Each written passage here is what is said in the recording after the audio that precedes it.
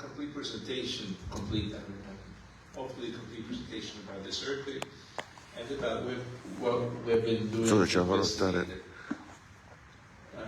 The talk is subdivided into 4 sections. First, a description of the earthquake in general, scientific investigation. Subito si parla con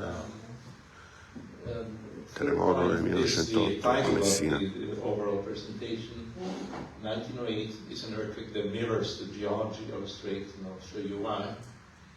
And then there's a last section on recurrence and seismic hazard. I will not go much into the details of the last section, also because it's not my job. Okay, so let's start from the earthquake and from the Messina Straits, a legendary location. According to the legend, Sicily and Calabria were part of the same landmass until a catastrophic earthquake separated them. This is attributed to Poseidon. The legend stems from the nature of this area with Mount Etna, volcanoes, strong currents in the Messina Straits, probably earthquakes of the past. And for many years, this view has dominated, and the Messina Straits were seen as one of the most dangerous places on Earth. Then the 1908 è considerato un posto pericoloso, lo Stretto di Messina.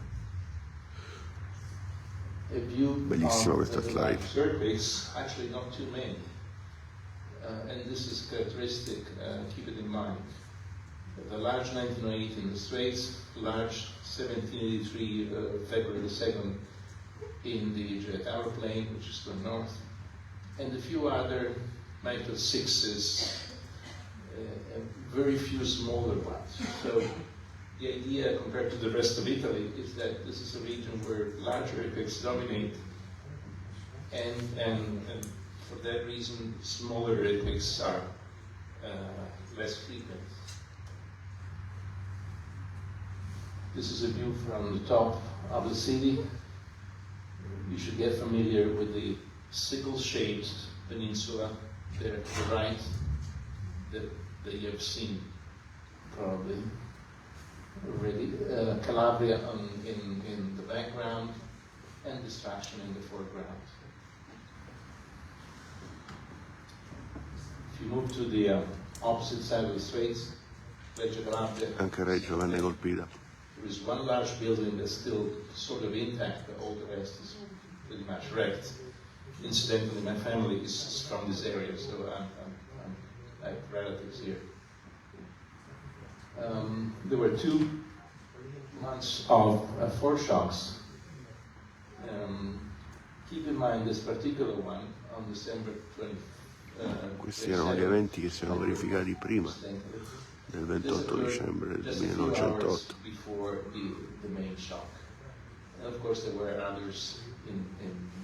Addirittura un terremoto alle 2 anni. Damage was extreme, a large area, 7.1.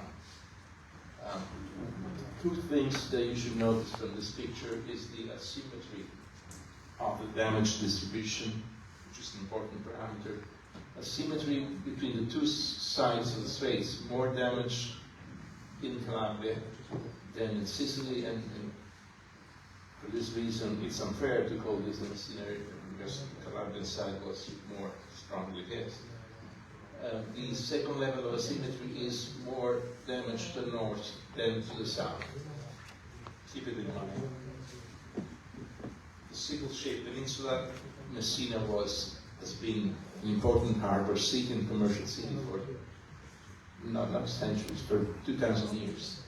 An important spot in the Mediterranean, more or less like the Hormuz Strait today, connecting all the Mediterranean area with the rest of the world. Everyone had to go through here, and this explains its importance. People say that Messina was more important than Palermo and Catania in the past. We are sitting more or less. Normalmente ha detto che Messina era più importante di Palermo e Catania all'epoca. This is the modern view of the city. Again, we're sitting more or less here. This should be the station, so about here. Messina today is a relatively large city, which has been heavily regularized in map view following the 1908 earthquake. It's important to notice that Messina has mountains in its back. These mountains release streams coming down, creating depositing segments. These streams have been covered by roads. So in summary, earthquakes are not the only hazard in Messina, because you may have floods that create substantial problems. One of the symbols of Messina was the Palazzata, a very long, large building running all along the waterfront, which was destroyed first partially destroyed in 1783 with the February 2nd earthquake, and then it was finished in 1908. In front of the Palazzata, Messina was a commercial city, was hungry for space. So in front of the Palazzata, there was much mainland. This mainland collapsed in the earthquake. You can see here liquefaction and fractures. And of course, it's very difficult to understand if this signal is tectonic or is just simply a local effect. It's mostly a local effect due to the shaking. Messina was filled with taller buildings that were not probably the best choice for a place like this. The destruction of these buildings was substantial. The Duomo, the main church of Messina, was also destroyed and rebuilt. For months, people have been camping outside, hoping exactly what would happen. The tsunami did the rest. A few minutes after the main shock, the large tsunami brought lots of rubbish. The tsunami wave was not very high in Messina, about 3 meters, but it was much higher down south. Interesting that Italian scientists at the time were very, very active. Baratta is one of them. He was essentially the father of microzoning. He compared the damage suffered by the Palazzata in 1783 with that of 1908, showing more damage, complete final damage, and related everything to the geology of the area. We're talking about 1910, so it's quite an accomplishment. On the Calabrian side, there was a construction style that was called Casa Barraccata, barrack house. Essentially a timber frame filled with mortar that was used for agricultural buildings like this one, which survived, but also for larger, more important buildings like this one. From the outside, you don't notice it, but the frame is made of wood, still today in some places. In the aftermath of the earthquake, Messina was rebuilt. You can see barracks, a cinema, churches were rebuilt. Notice the different style. Every epoch has a different style. So going to this neoclassic style. Much use of reinforced concrete, which became popular at the beginning of the 1900s. And this is temporary, not temporary, probably not too temporary, low-income housing that was built to recover the population. Also, Reggio was rebuilt carefully. You can see Reggio today from north to south. This is a museum for people who know Reggio.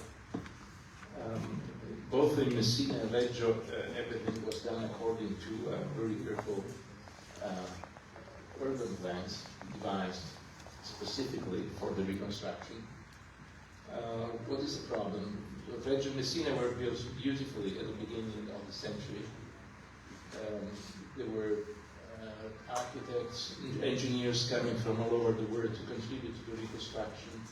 There were prizes given to ideas for reconstruction. It was a very fertile time. The problem we have today, we face today, is that things have changed since. Look at these two buildings located up here on the main street of Reggio. They were built similar. They were two-story buildings, quite sturdy, distant from buildings on the other side of the street. This building has remained as it was, as it were. This building has been modified. There's one additional story. The window shops have been opened, broadened. So in the end, the vulnerability of this building is probably lower than that of this one, and in a future perspective, something might go wrong. Environmental effects. The earthquake generated a number of effects. We have seen already liquefaction. There were all possible source of anomalies, but there was no surface faulting reported anywhere. And this is a fact. There were tens of people who came here from Japan, from Northern Europe, from Italy, of course. And nobody described a surface fault or something that today we could identify as a surface fault. And this is also something to keep in mind. The tsunami, I'm showing essentially damage from the Calabrian side, the boat in a church, much destruction of the railway system. The bridge was taken away by many meters. This is from the Messina area. Boats loaded with merchandise that were taken ashore. Quite a mess. This is a summary of what happened. Run-up heights up to 12 meters in Sicily, and even more on the southern end of the Calabrian side of the Straits. What's interesting is that I will not go into details of this. There are many tsunami experts in this room. One would expect sort of funneling effect in the Straits, such that the tsunami height would have been higher here than to the south. And in fact, it was the opposite. I think people are still discussing why this happened. One hypothesis that was later abandoned was that the tsunami was caused by partially or by a major landslide in this area. INGV has contributed to keeping the memory of this earthquake alive. This is a volume that appeared in 1908 for the 100th anniversary of the earthquake. And this is a collection of photos from Alinari, which is a company dealing with historical photography. After the earthquake, the war, in 1943, the Americans were bombing Messina as an important harbor. They started off in June, bombing the city center, then the harbor where they are now, more or less. Destroying the structures. This is a motto from Mussolini, vincere, win. Let's move to the investigations. These are the pioneers, people I respect a lot. Antonio Lopez Fiduri leveled the benchmarks. This was a very important contribution to the understanding of the event. Omori, the Japanese scientist, sent by his emperor to investigate why the 1908 was so catastrophic, why so many people were killed, whereas a similar event, according to him, would not have done the same in Japan. Mercalli, Baratta, Ordone. Baratta used a method developed by Robert Mallet, the Irish seismologist in the 1850s, to focus on the region of largest moment release, which he found to be just in the middle of the straits between Reggio and Messina. The method was based on making the direction of falling monuments converge into a again, you can see the symmetry of damage much more in Calabria than in Messina. In fact, in Messina, damage was concentrated in the lowest part of the city, which is here. As soon as you went up to the hills, there was a strong decay in this sort of damage. Omori played more or less the same game as Baracca, again with directions of fallen monuments. He identified two main areas of monument release. Also, keep an eye on these two A and B patches. He also evaluated the acceleration suffered by this region. 0.2 G within this ellipse, which is reasonable, I would say. Of course, it must have been much stronger closer to the coast. The intensities have been revised by a group to which I belong, CFTI working group, Catalogo di Forte Terremoto in Italy. Carefully revised. The epicenter is a macroseismic epicenter, so forget about it for a moment. Seismograms, Pino and others, colleagues from NGV, analyzed 11 seismograms from 6 stations all over Northern Europe. This is obviously not the best possible condition. Nevertheless, they found, they modeled the seismograms. They found a magnitude estimate of 7.1, which we found later to be reasonable in agreement with intensity data and geodetic data, as I will show.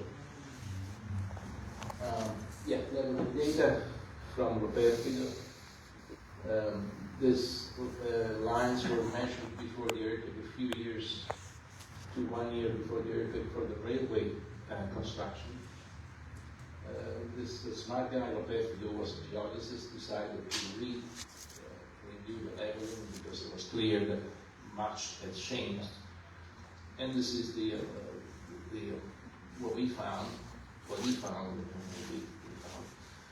substance of the Calabrian side from here to here, up to 55 centimeters. Some substance in the Messina Harbor, but I already told you that that observation is not reliable. And take a look at this uplift in the annual, possibly the annual default. Keep in mind this detail too. Accumulating hints for later. Michelini and others and other people tried to compute the epicenter, the nucleation this time, not just the area of a large amount release of the earthquake.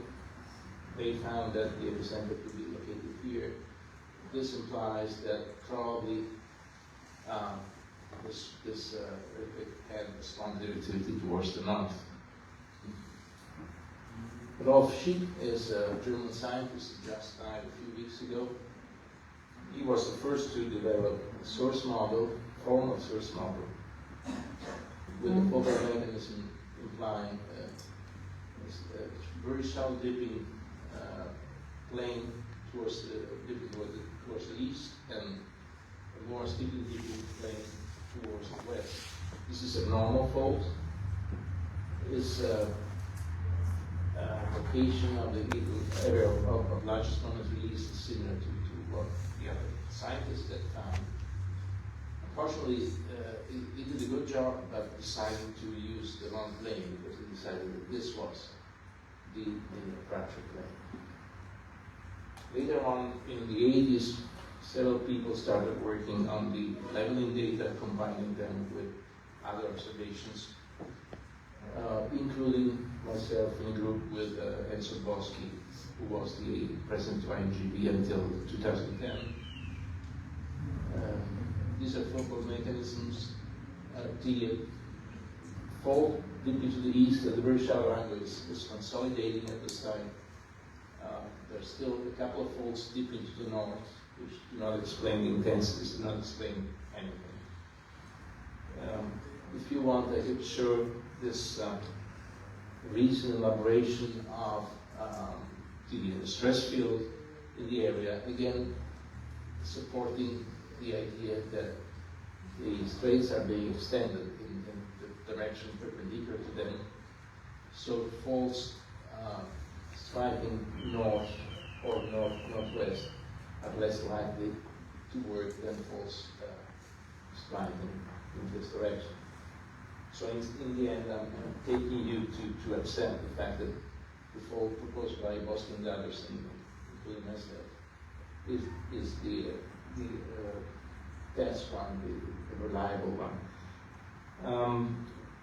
These models were variable sleep models of the sleep on the fault.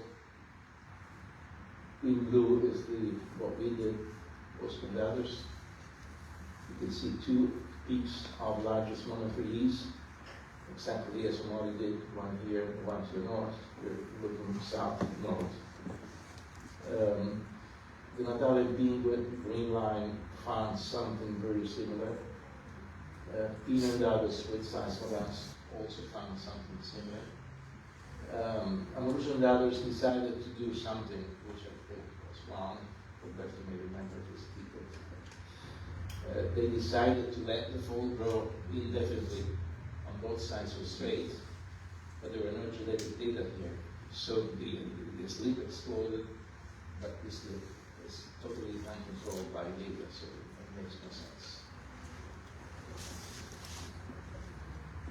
More recently, we have seen papers describing the Ionian fault and the Capo fault seen in the offshore document by new data. All very interesting. The authors, though, forgot to put the 1908 fault on the map. And the irony is that the 1908 fault fits perfectly in the midst of these two large lineaments, which are connected to the subduction dynamics of this area. Even more recently, a new paper on the subduction, again stressing the role of this major boundary, essentially the subduction plane locates here. And then there have been other scientists who have looked again at the seismograms of the 1908 earthquake, actually workers from Messina University.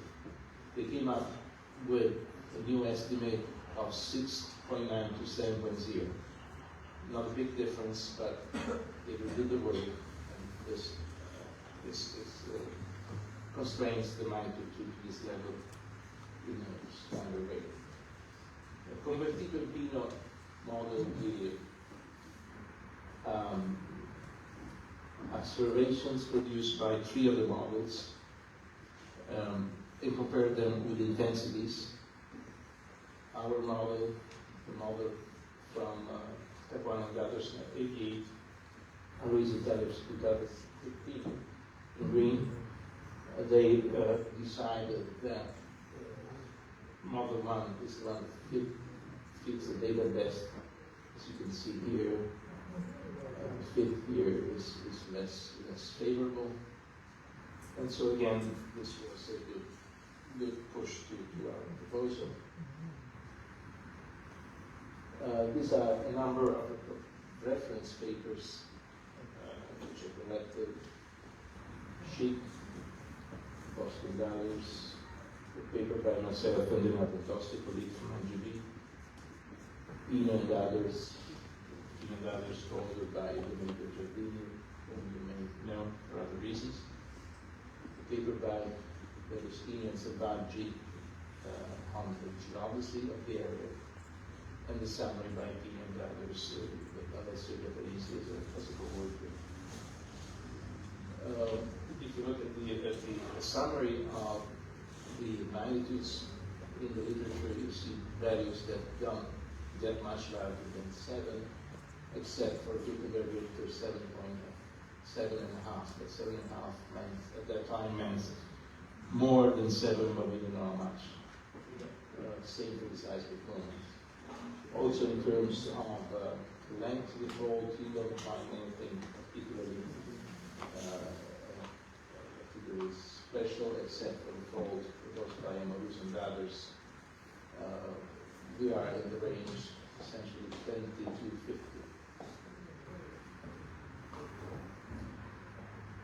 Now let's get closer to the story. This is a picture from this database, which you will see extensively in the next 3 days.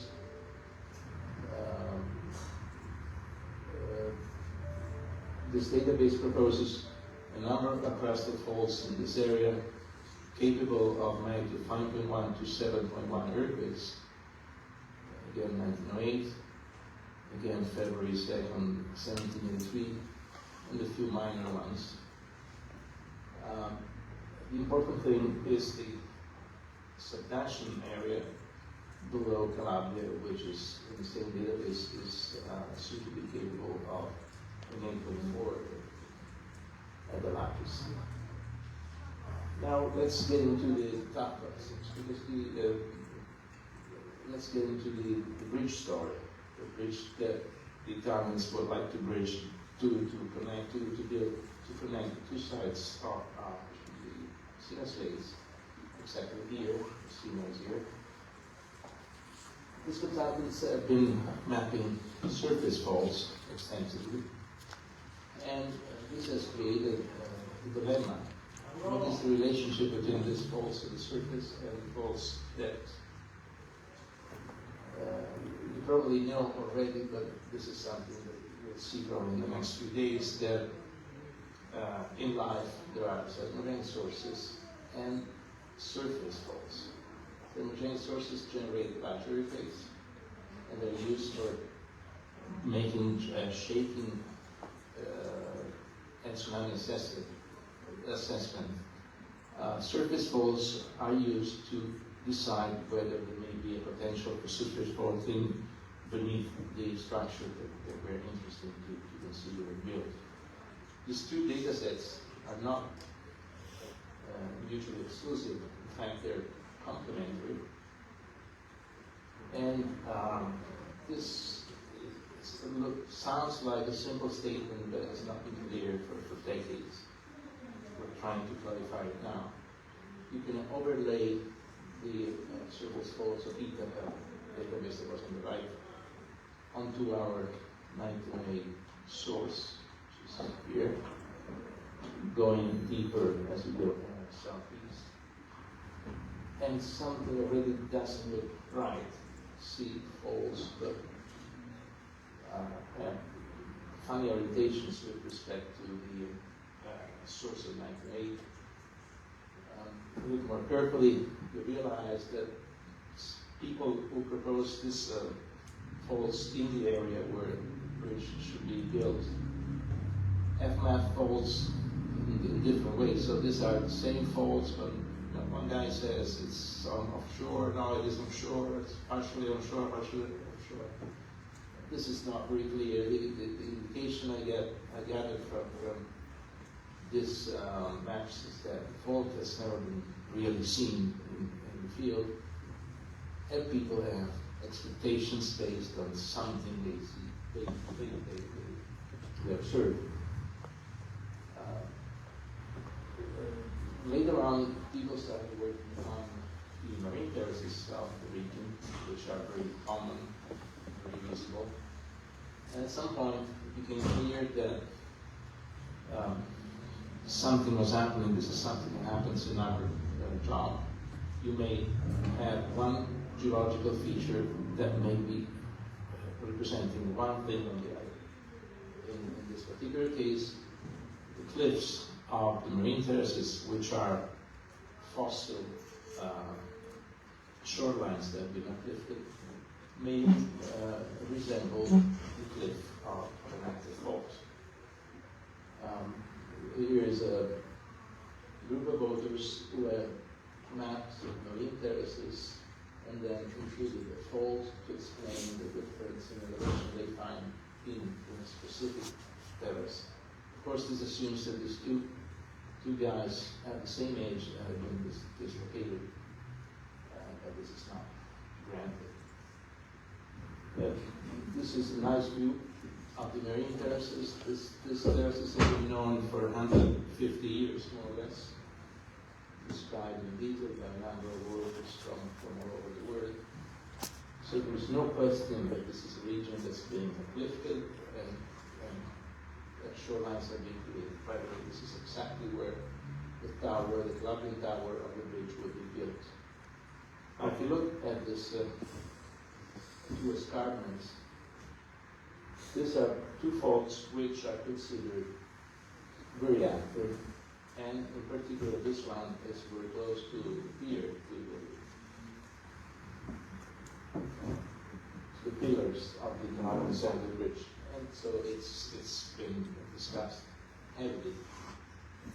If you look at these faults from the airplane, you will see that the marine terraces encircle this promontory, sort of embrace it, including the lower ones, Pezzo and Candela. This is already in itself an indication that we're looking at a process, an erosional process caused by uplift rather than the tectonic process. So I'm adding indications to this issue. Dumas is a French worker who's been working for 30 years in this area. He mapped in detail this marine terraces encircling the promontory I was showing earlier and devising a nice profile of all the different surfaces, each one reflecting a stage of high sea level through Easter. In Icata there is a large fault called the Taormina Fault, very long, southern Messina. Some people from Messina University have written that this could be a seismic gap for magnitude 7. Of course, the magnitude 7 down here would cause new damage to Reggio Grande and Messina. But later on, someone like Young and others worked in this area, devised a number of seismic reflection profiles offshore, and the end result is that on the Sicilian side, offshore the Sicilian side of the Straits, there is nothing. You see sediments regularly accumulated on the landmass, no trace of faulting. There's absolutely nothing that may be consistent with the presence of a fault, like the Mina fault, which should have caused at least back tilting of this portion of the sedimentary package towards the west. Let's move to the 1908 and get closer to geology quickly.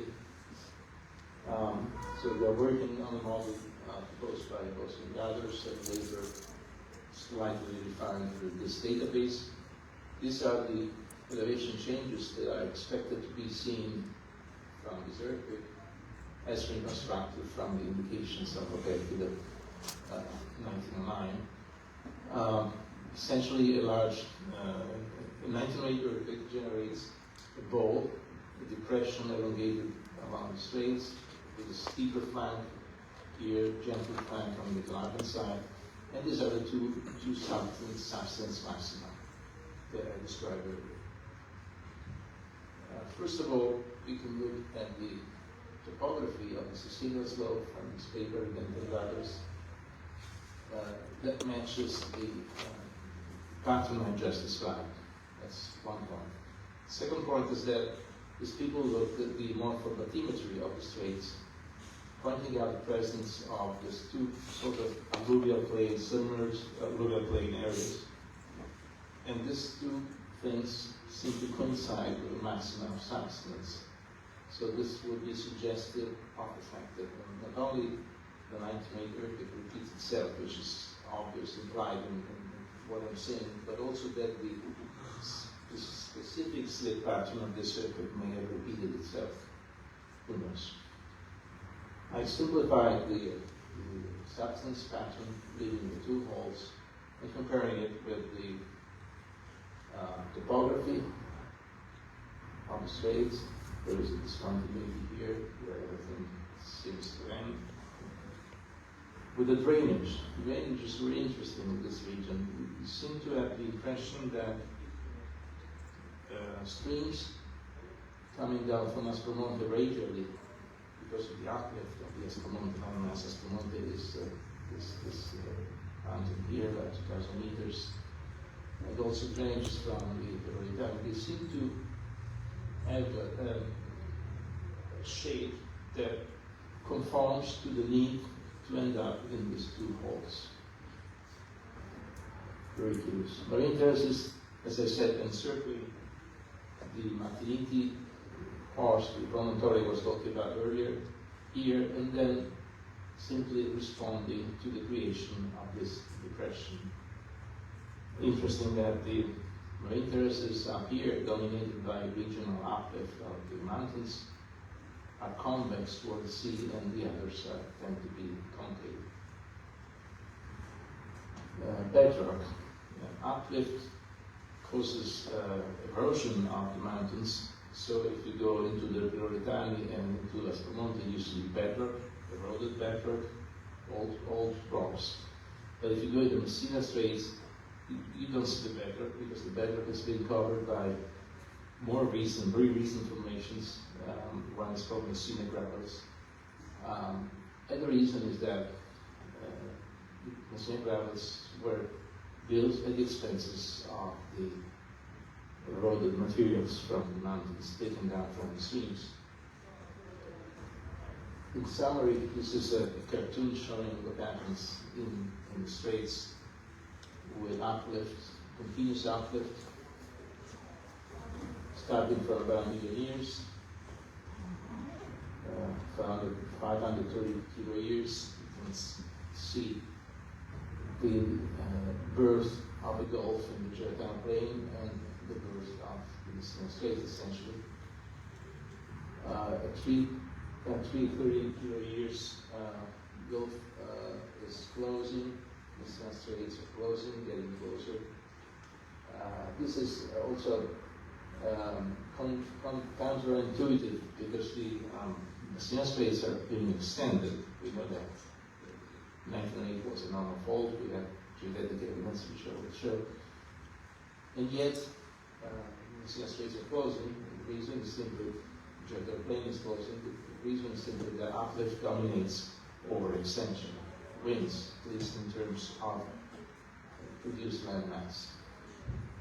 This is the present day configuration with marine terraces encircling perfectly Geo-INQUIRE plain and the straits.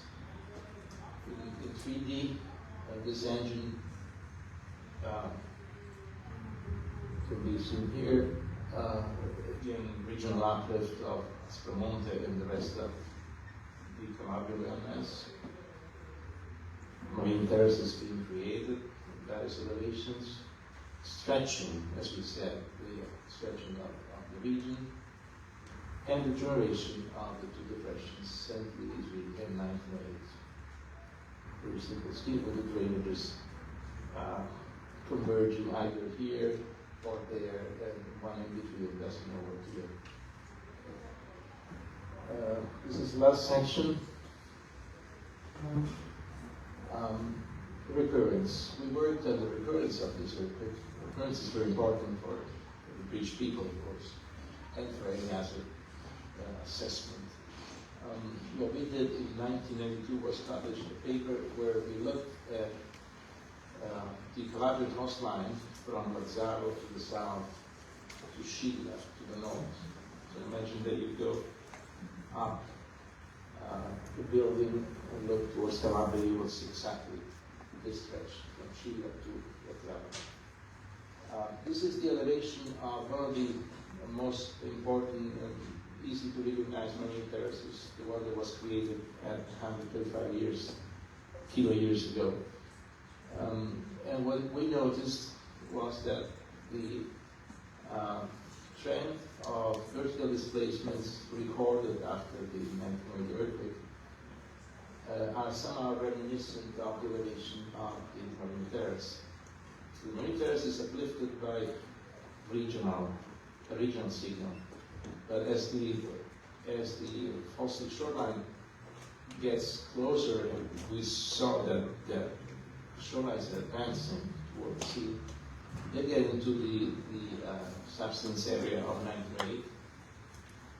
And so these fluctuations in elevation reflect the characteristic of the terrace of not being aligned but having some promontories. As you get closer to the fault, you drop more. So from these considerations, we calculated that you need 120 1908 type earthquakes to generate these height differences, which converts into a mean recurrence interval for the specific 1908 fault of 700 to 1500 years. The resulting slip rate is the order of 1.4 millimeters. Also keep in mind this number. Historical and archaeological evidence is very interesting in this region. Historical observations suggest that no earthquake comparable in size with 1908 has occurred in the last millennium and probably even more. But then archaeologists came into place and decided three things. One is that there was a rarefaction of settlements in the entire region around 4th century AD, which could be explained by the occurrence of large earthquakes. A large earthquake affecting the area. But also they found epigraphic evidence. There is a stone in Reggio Calabria in the Greek baths. See here it says terremoto. So this baths were rebuilt probably after an earthquake. And then finally there is an indication of a layer of sand in the excavations of the baths that could be considered evidence for a convex tsunami. So various lines of evidence pointing towards the occurrence of a large earthquake in the 4th century. And if the next one is in 1908, then there are 15 centuries to go. GPS data revised recently. Sicily and Calabria across the Messina Straits. We are considering a swath of 38 kilometers along this blue profile. And the indication is that the Messina Straits, broader Messina Straits, are probably extending at about 2.2 millimeters. Consider that we are right on the fold, so you have to be careful about estimating slip rates if your feet are too close to the fold, because the fold is locked this time. 1.5 millimeters at the northern end of the Straits, and 0.8 millimeters between the bridge piers, because the bridge is oriented almost north-south, so it sees only a component of extension on this side.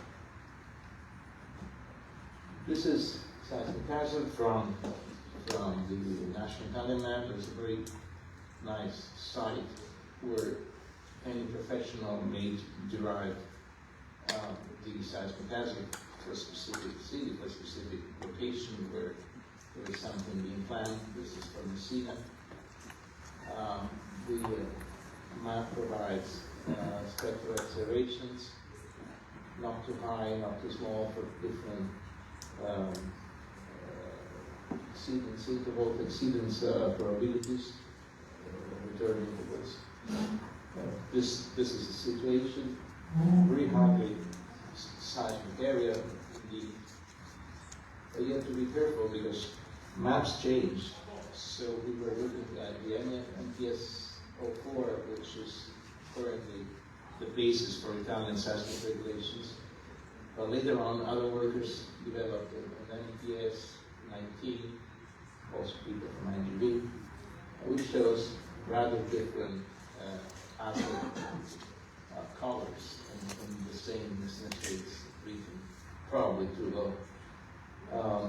The ESHM 20, which I'm sure you will see extensively in the next few presentations, again, raised the hazard in Messina Straits and in several other places. So if we look at national scale maps, we have to be careful because things may change. 3 minutes. Okay. Okay, a few words about the bridge. For over 30 years, Italian governments have made plans for building this bridge. Bridges are meant to connect, but this one is dividing, of course, the public opinion, especially here in Messina. It should be a single span, 3,300 meters, the longest worldwide, really important engineering challenge. And of course, this, the question is how this bridge would respond to earthquakes and surface faulting, also in addition to wind. Charlie, 2008, published an analysis based on a standard SHA model based on 7 drain zones and on reports from this database, which you've seen in previous figures. He made an interesting assumption to explain the seismicity of this region. Essentially said that the behavior is characteristic for magnitude 5.6 and larger, and for some time for lower magnitudes. And in fact, if you calculate the value from this distribution, you get 0.76. If you do it for the tail, a smaller magnitude, you get a much larger number.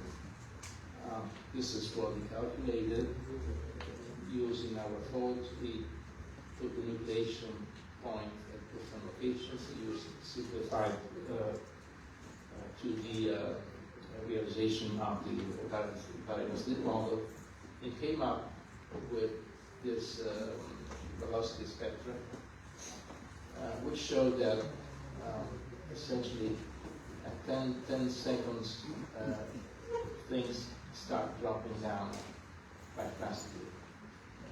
Clearly, the largest values to the out were those obtained by assuming that the nucleation was to the south and assuming the activity towards the north, which is, as I said, what probably happened in 1908. And notice that if in 1908 the activity were north to south, probably Messina would not have been destroyed, as we've seen. So this is more or less the end of it. Notice that the bridge has a resonance period, the resonance period of the lowest mode of oscillation of the bridge is about 12 seconds. And this is why the bridge people say that the bridge is not going to see the earthquake, even if it comes. The piers have resonance periods in the order of from 2.5 seconds on. So the piers are more likely to be affected by large shaking. What I cannot show you today is the new results because they are, of course, covered by secret. We know they will be based on INGV data, this database, historical data from INGV, and seismotectonic data that we're working on.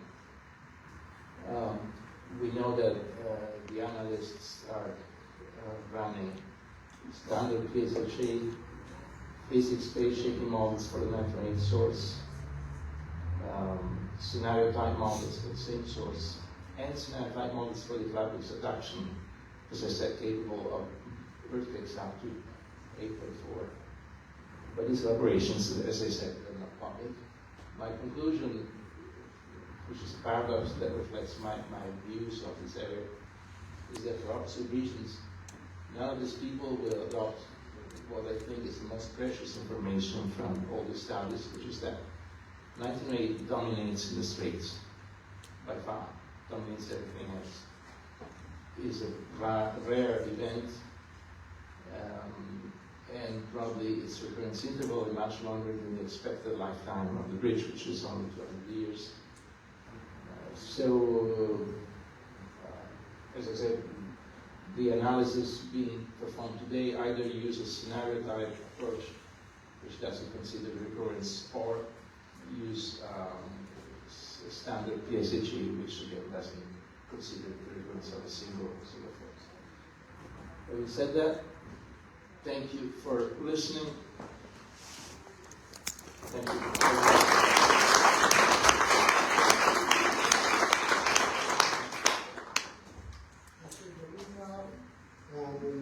Is there any questions for Luca?